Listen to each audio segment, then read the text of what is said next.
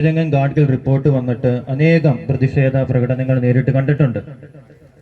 താമരശ്ശേരിയിൽ forest office കത്തിച്ചതൊക്കെ നിങ്ങൾക്ക് ഓർമ്മയുണ്ടാകും. അന്ന് ഫോറസ്റ്റ് ഓഫീസ് കത്തിച്ചവർക്ക് നേർക്കുള്ള കേസ് ഇതുവരെയായിട്ടും തീർന്നിട്ടില്ല. അവരിന്നും കോടതി കയറി ഇറങ്ങുന്നു. സത്യത്തില് ഇങ്ങനെ ഒരു സാഹചര്യം നിലനിൽക്കുമ്പോൾ അതിന്റെ ആത്യന്തികമായിട്ടുള്ള പ്രശ്നം എന്താണെന്ന് സാറ് സംസാരിക്കും. അദ്ദേഹം സംസാരിക്കും.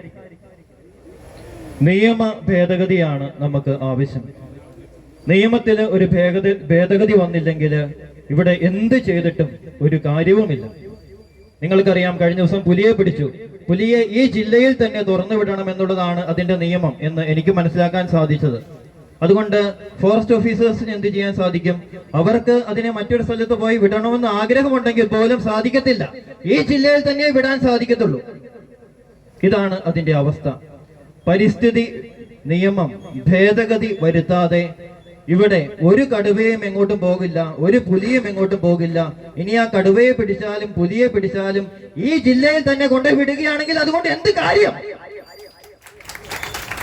സ്നേഹമുള്ളവരെ, വിവിധ രാഷ്ട്രീയ നേതാക്കന്മാര് നമ്മളോട് കൂടിയുണ്ട്.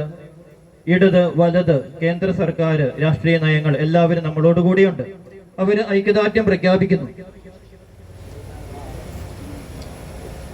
സത്യത്തില് ഇങ്ങനെ ഒരു സാഹചര്യം നിലനിൽക്കുമ്പോൾ അതിന്റെ ആത്യന്തികമായിട്ടുള്ള ഉത്തരവാദിത്വം എനിക്കാണ്, നിങ്ങൾ ഓരോരുത്തർക്കുമാണ്. ഒരു സർക്കാരിനുമല്ല, ഫോറസ്റ്റ് ഓഫീസേഴ്സിനുമല്ല, ആർക്കുമല്ല. കാരണം നമ്മൾ വോട്ട് ചെയ്ത് വിജയിപ്പിച്ചു വിടുന്നവരാണ് നമുക്കെതിരെ കരുക്കൾ നീക്കുന്നത്. സ്നേഹമുള്ളവരെ, അടുത്ത ഇലക്ഷനില് നിങ്ങൾ കാണിച്ചു കൊടുക്കണം. കടുവ നിങ്ങളിൽ ഒരുവന്റെ ജീവൻ എടുത്തു, ഞങ്ങൾ കാണിച്ചു കൊടുക്കും. എവിടെ പ്രതിഷേധം നടത്താൻ നമുക്ക് സാധിക്കും. 10,000 പങ്കെടുത്ത പ്രതിഷേധം ഞാൻ കണ്ടിട്ടുണ്ട്.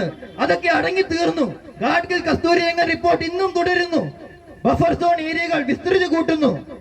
ആത്യന്തികമായിട്ട് ഒരു വിജയം കൈവരിക്കണമെങ്കിൽ സ്നേഹമുള്ളവരെ, വോട്ടില് നമ്മുടെ അടുത്ത ഇലക്ഷനില് നമ്മൾ ചെയ്തു കാണിക്കണം. ആർക്ക് ചെയ്താൽ അവർ എന്ത് ചെയ്യും?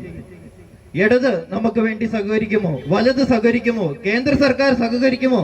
നിങ്ങൾ ആലോചിച്ച് നോക്ക്. നിങ്ങൾ ബുദ്ധിയുള്ളവരല്ലേ, ചിന്തിക്ക്.